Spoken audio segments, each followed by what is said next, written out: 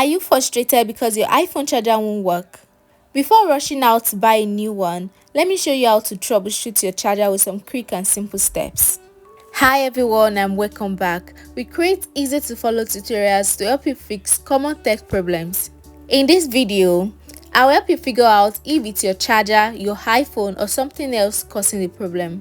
The first thing to do is to test your charger. Plug your charger into another iPhone or iPad. If it works on another device, the issue is likely with your iPhone. If it doesn't, your charger might be faulty. Sometimes the issue isn't with the charger but the power outlet. Plug your charger into a different wall socket or USB port. If you are using an adapter with a USB cord, try switching to another adapter.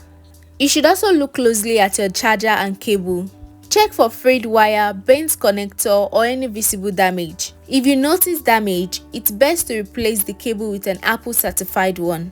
Also, debris in your iPhone charging port can prevent a proper connection. Ensure your port is thoroughly cleaned.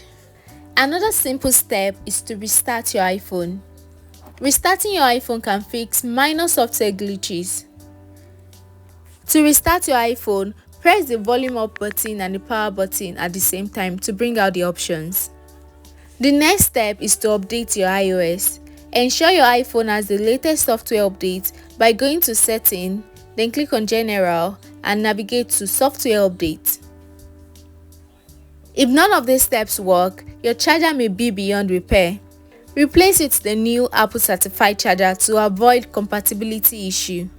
And that's it for today guys. I hope these steps help you figure out your charger issues. If this video was useful, please give us a thumbs up and subscribe for more handy tips. See you next time.